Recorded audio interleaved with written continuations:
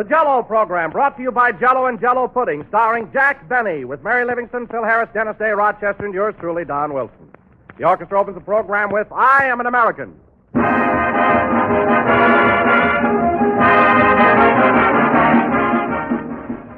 Year after year, Jell-O keeps getting better and better. And today, Jell-O is richer, more delicious than it's ever been before. The reason for this extra goodness is a new Jell-O process that locks in Jell-O's famous flavor and makes it even more tempting, even more enjoyable. Jell-O is a beautiful dessert, radiant with color and glistening with goodness. And its 12 flavors, so tangy and refreshing, makes you think that you're actually tasting the ripe, juicy fruit itself. Yes, Jell-O's marvelous flavor is gloriously good, a flavor that everybody loves. And now that it's locked in, Jell-O's grand flavor reaches a new peak in pleasure. But prove it for yourself. Open a package of Jell-O. Notice that there's no sweet, fruity odor, no telltale aroma to warn of escaping flavor. Then dissolve the tiny Jell-O particles and notice the way Jell-O's captive goodness comes pouring out with a rush of delicious fragrance and flavor. Ask your grocer tomorrow for several packages of Jell-O. You'll find that Jell-O is better and richer than ever now that its flavor is locked in.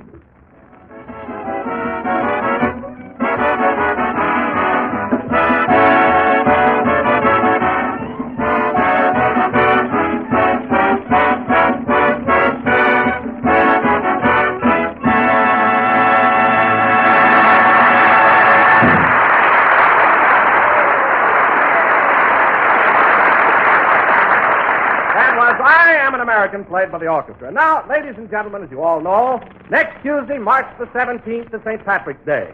So instead of my usual hackneyed introduction this evening, you can sit down now, Jack. Sit down. Oh, So instead of my usual hackneyed introduction, it gives me extreme pleasure to bring to you a young Irish lad who has become a great success on this program. Irish? I wonder if he means... No, he told me to sit down. Could it be that... Jack, will you please keep quiet? Okay. And here he is, folks, that golden-voiced tenor from the Emerald Isle, Dennis Day.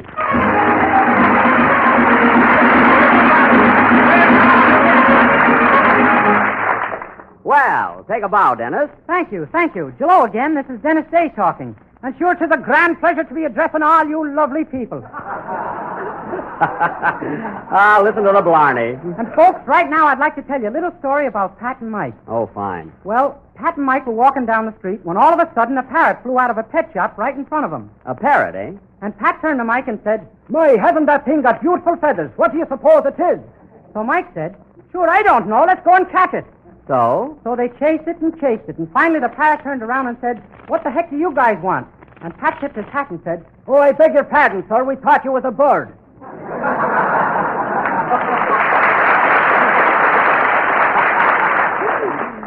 Very good, Dennis, very good. Now, go and sit down. Sit down? Gee whiz, Mr. Benny, I thought I was going to do the whole program tonight. No. Don thought that on account of it being so close to St. Patrick's Day, it would be a nice gesture to introduce you first. But that's all. Oh. You see, Dennis, you haven't had enough experience to handle the whole program. Well, let's get going. Jell-O again. This is Jack Benny talking. What are you trying to do, hold me down?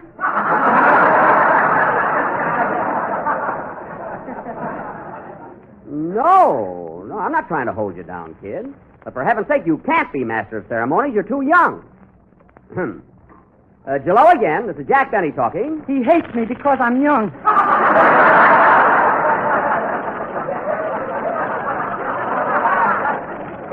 I don't hate you, Dennis. I simply can't take the chance of letting you handle this program. You might be a flop. But, Jack, on the other hand, he might be very good. Don, either way, I'm taking a chance. Now, let's drop it. Jell-O again. This is Dennis Day talking. And sure, folks... Oh, nuts. This is all your fault, Don Wilson. You had to introduce the kid. You had to be topical. Well, I thought it was a good idea, Jack. After all, our listeners may be tired of the same old thing week after week. Oh, so now I'm an old thing.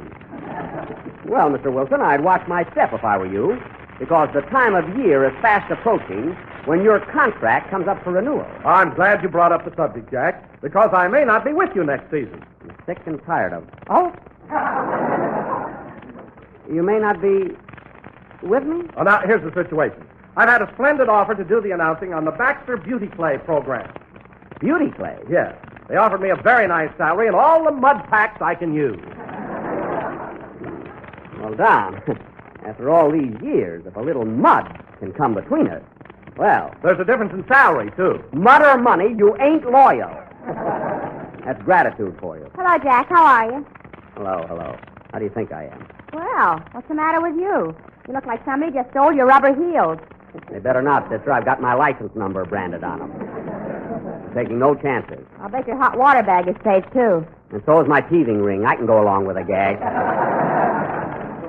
Anyway, if you want to know why I'm upset, it's because I've discovered that my pal Don Wilson is a traitor. A big, fat traitor. He wants to leave me for the Baxter Beauty Clay program. Well, why not? They made us a swell offer. What do you mean, us? They want Don, Phil, Dennis, and me. What? Can we put in a word for you, Mr. Benny?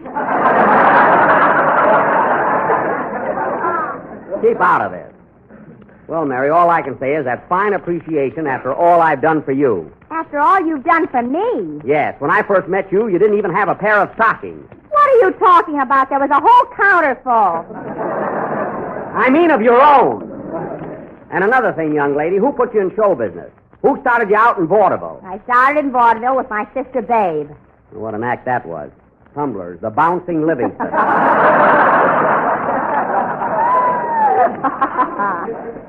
A lot of us helped to kill vaudeville, but you and your sister jumped on it. Now, wait a minute, Jack Benny. You never even saw our act. I did, too, and I'll never forget your sister Babe. She was so nearsighted, she used to take bows with her back to the audience. She knew what she was doing. Oh, yeah? And furthermore, she's not nearsighted. She's not, eh? Well, I'd like to have a nickel for every weighing machine she said hello to. Fine name she picked out, Babe. She looks more like Babe Ruth. Well, we got a program to do tonight, and as long as you're all working for me temporarily, you might as well do your song, Dennis. Okay, I'm going to sing The Garden Where the Pretties Grow, and I dedicate it to Mr. Baxter and his beauty clay, who is listening in. Baxter's Beauty Clay. What burns me up, I've been using that clay for years. You must have been growing radishes in it. I tried it on my face, too. Anyway, I'm talking about friendship and appreciation and gratitude for my own cast. Should I sing now, Mr. Benny? Wait a minute, Dennis. I just happened to think of a little poem that fits this situation to a T. It's entitled Loyalty and was written by Otis J. Cribblecobbler. Now, let this sink in. Loyalty.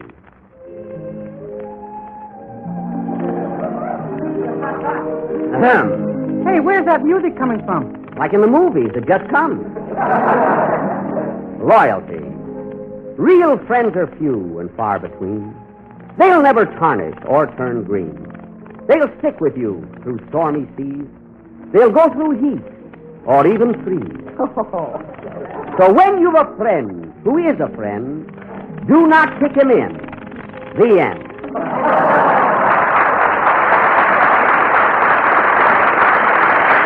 Now remember that, all of you, before you think of deserting me for another program. Sing, Dennis. That poem didn't sink in very well. Maybe I'll have to give the gang more money or something. I don't know.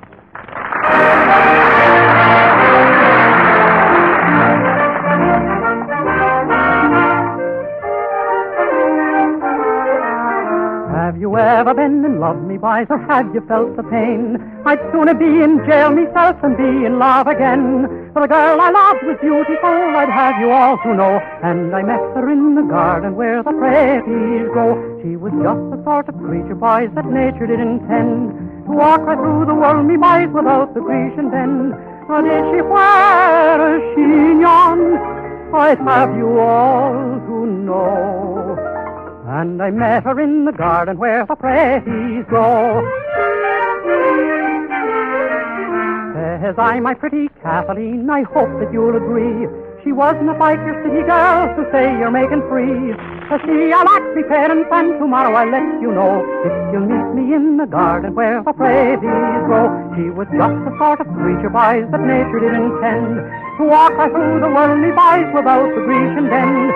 Now did she wear a chignon? I'd have you all to know. And I met her in the garden where the pretties grow. Oh, So the parents, they consented, and we're blessed with children 3. 2 boys just like their mother, and the girl the image of me. And now we're going to train them up the way they ought to go, for to dig right in the garden where the praties grow. She was just the sort of creature, boys, that nature did intend to walk her through the world, me boys, without the Grecian bend. Now did she where is she on? I'd have you all to know. And I met her in the garden where the praties grow.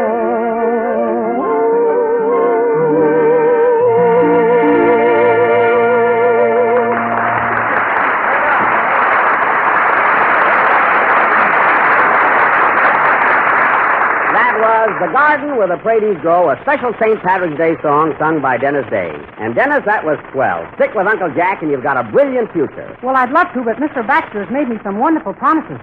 Promises? If it's promises you want, you're with the right guy now. I deliver the goods, too. Dennis's contract called for a raise this month, and he got one. Some raise. You put high heels on his shoes. A raise is a raise. It all depends on how you look at it. Gosh, I turned my ankles 10 times this week. Well, watch it. Don't be so clumsy. Anyway, Dennis, you better think twice before you listen to anybody else's promises. You know, they don't always... Here comes another traitor. How do you do, Mr. Harris? Feeling fine, I trust? Mr. Harris, why all the formality?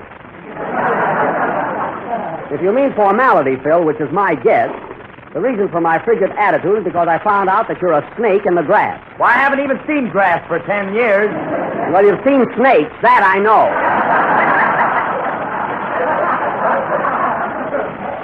Snakes, are them those wiggly things that come just ahead of the elephant? I don't know the order of their appearance, but that's what you are. Imagine leaving me for Baxter's beauty clay. Jackson, I wouldn't leave you for all the beauty clay in the world, and heaven knows I'm a mess. What? Hey, Phil, you mean you're not going to walk out with the rest of us? No, sir. Look, Jackson, I got it all figured out. We don't need the rest of this bunch at all. We don't? No, next season we'll have just you, me, and a 100-piece symphony orchestra. A 100-piece orchestra? Yeah, you lead one end, I'll lead the other, and let them bump. Well, it's a novel idea, Phil, but offhand, I don't know of 100 musicians that would stoop that low. No, if my gang wants to leave me, I'll just quit radio, that's all. Are you sure you don't like that symphony idea, Jackson? No, it stinks, Phil.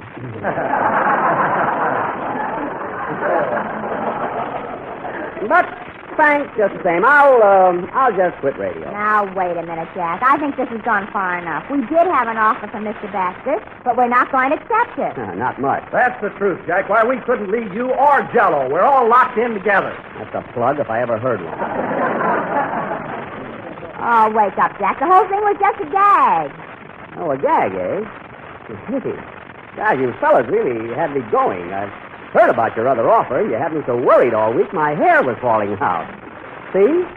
I thought that thing was guaranteed. Good, Mary, good. Well, let's get going on. Let's get going on with the program, shall we? Ladies and gentlemen, immediately after a number by Phil Harris and his orchestra, we're going to present a special surprise attraction in which we will definitely expose for the first time... Excuse me. Hello? Oh, Mr. Benny, this is Rochester. I'm busy now, Rochester. What do you want? Well, boss, I got to send in my income tax by tomorrow night. Yes? And I'm a little short of that green stuff that ain't grass, yet it ain't hay.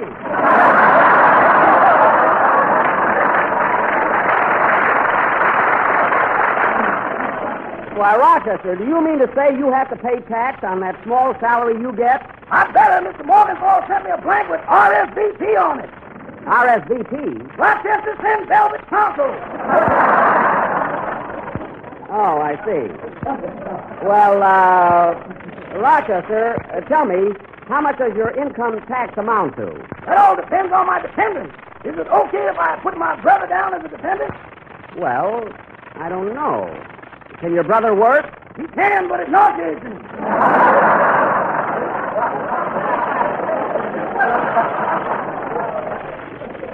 Oh, well, look, maybe your brother can't work. Maybe he's incapacitated. Beg your pardon? I said maybe your brother is incapacitated. He's too weak. Boss, any man that can stack up sirloin steaks and eat them like flapjacks ain't into anything. Well, then in that case, you cannot deduct him as a dependent. In fact, Rochester, I wouldn't bother with any deduction. If I were you, I'd just send in a check for the full amount. A check? Yes. Well, can you suggest a good bank that can go along with the gas?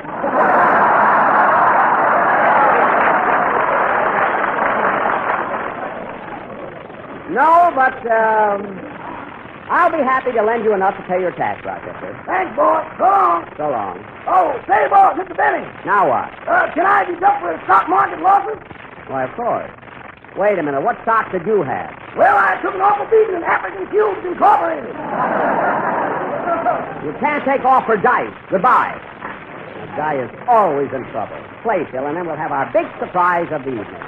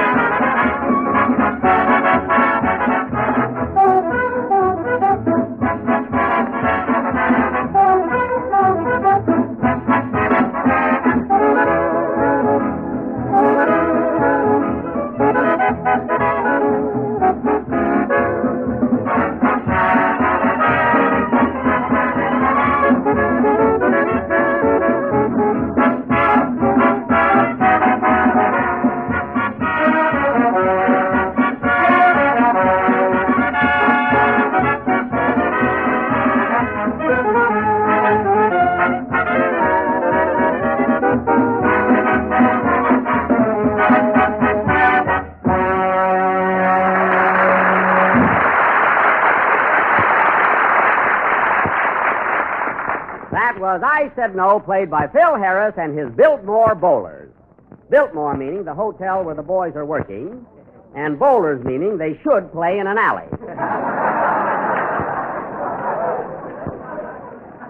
And now, ladies and gentlemen... Gee, thanks for the plug, Jackson. You can't insult the guy. It's amazing. And now, ladies and gentlemen, for our surprise feature attraction. No doubt a few of you heard Fred Allen's program last week, in which Mr. Allen very modestly devoted most of the show to his own life story. Well, I thought it was very funny. We won't go into that. Now, when Mr. Allen presented this soggy saga of his miserable life, he completely overlooked one very important incident which marked the turning point in his crummy career. Now, in order to bring to light this hidden chapter of Mr. Allen's drab existence, we are going to present the life of Jack Benny. What's that got to do with Alan? Because I'm the guy that... Be patient, Mary. We'll come to that. So here we go, folks, with the life of Jack Benny. First, I am born.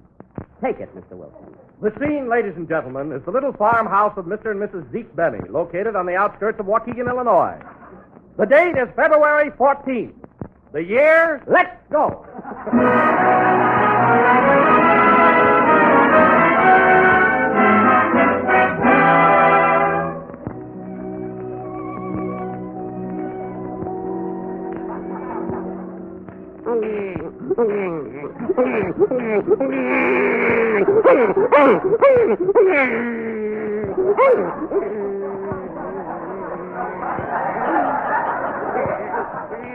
Goo goo.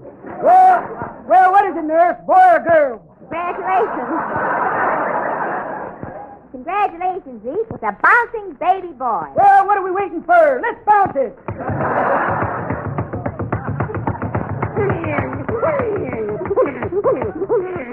A fine start I got.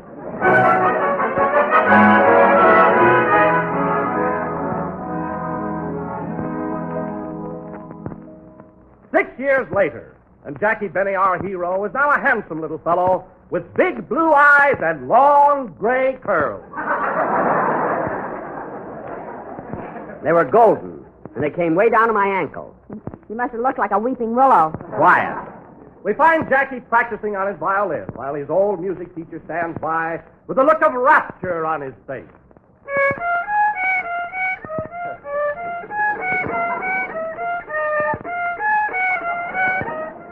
How was that, Mr. Lindsay? Hey? I said, how was that? Am I getting any better? Hey? I said, am I getting any better? Oh, have you been sick? Oh, well, someday I'll be a great violinist.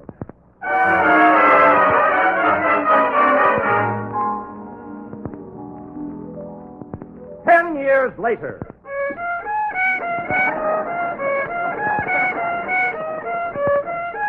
I'm playing it by heart now, folks. And then came 1917, the World War, somewhere in France.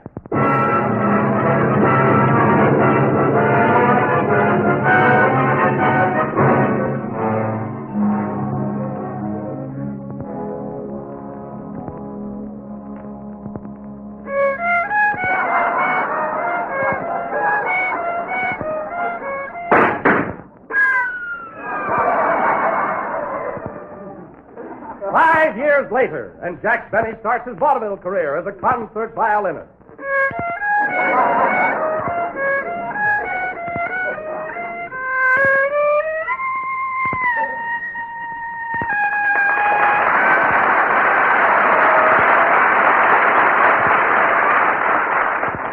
I thank you.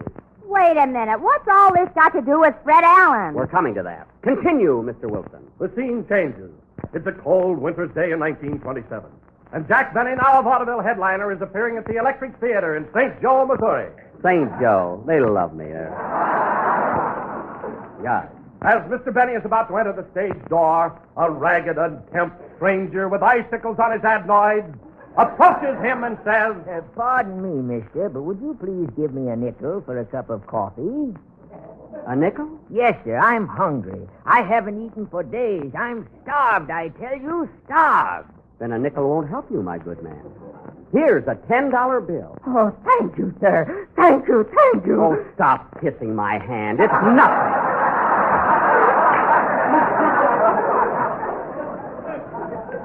Poor boy. Oh, but I'll never forget you for this. Never, never. Don't wipe my shoes. It's quite all right. Tell me, my good man, what is your name? Sullivan. Fred Sullivan. Fred Sullivan. remember that name, ladies and gentlemen. And that voice. Remember that Jack Benny gave him $10 when he was starving. And remember his words when he said, I'll never forget you for this.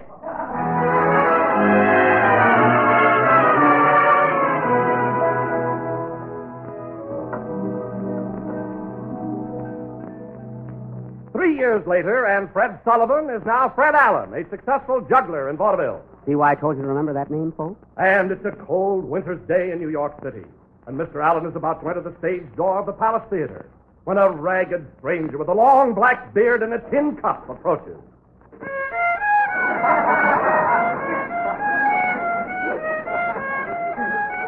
Pardon me, sir. Would you please give me a nickel for a cup of instant postum?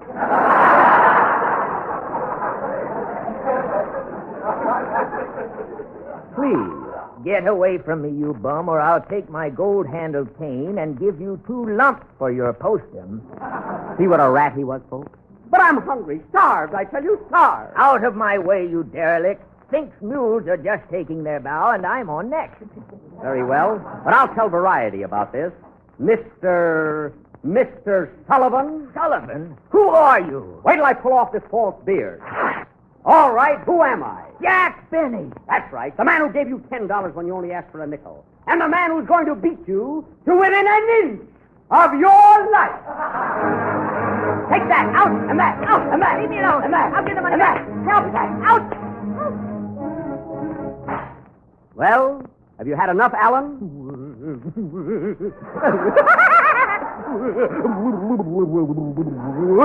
I knocked him silly, folks. And that's how Fred Allen became a comedian.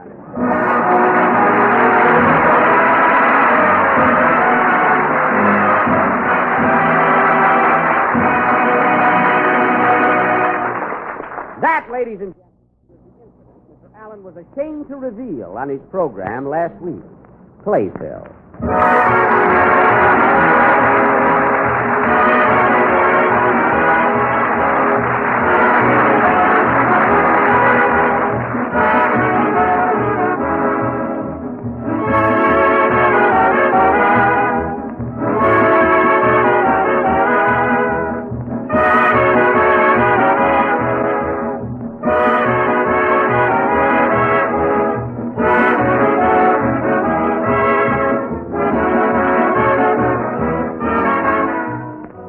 Here's a grand Jell-O treat, friends, that will really bring you compliments galore. A good-looking, swell-tasting dessert that you'll be proud to serve again and again. It's Cardinal Pear Mold, rich, juicy pears embedded in a shimmering mold of bright red raspberry Jell-O.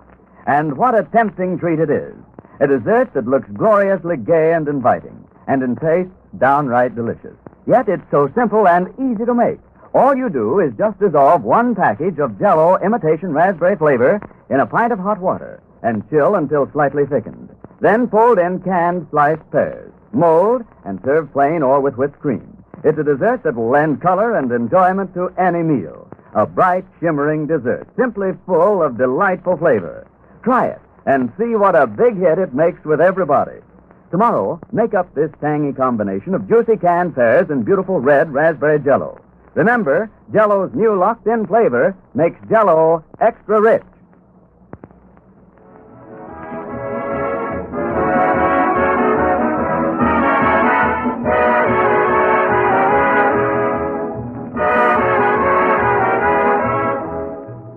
This is the last number of the 24th program in the current Jell-O series, and we will be with you again next Sunday at the same time. Say, Jack, did you really give Fred Allen a $10 bill when he only asked for a nickel? Oh, it may have been a 20 or a 50. Who knows? I couldn't see very well. It was snowing. You mean to say you took off your shoe in the snow? I carried a wallet then. Good night, folks.